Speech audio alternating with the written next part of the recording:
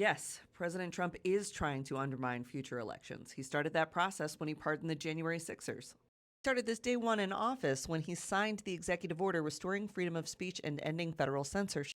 The executive order prompted a pause into election security activities. And as you can see from the timeline here provided by my pals at the Brennan Center for Justice, it wasn't long after Trump was sworn in as president that an election denier was sworn in as attorney general.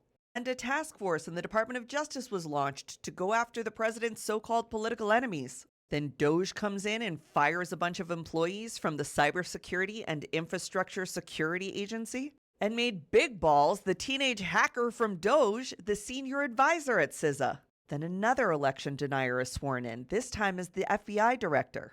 Then the Trump administration starts targeting law offices.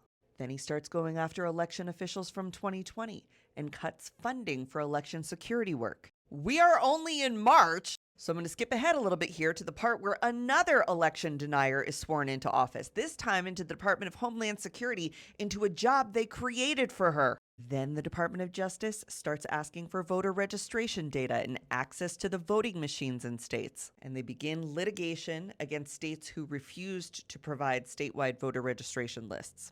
He had no reason to do this. Our elections were safe and secure. And false claims about election security disenfranchises voters and threatens our republic. The president does not even have the right to govern elections. It's not a responsibility of the executive branch. He is completely out of line. And yet, here we are. So what can we do?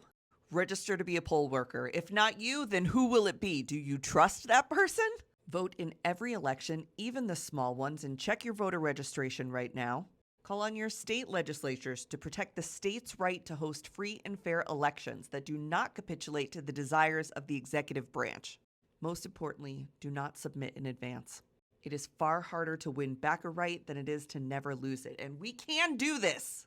With greater awareness, there can be greater action. So talk about elections, why they matter to you, why you're voting, where people can vote. Remind them to check their voter registration.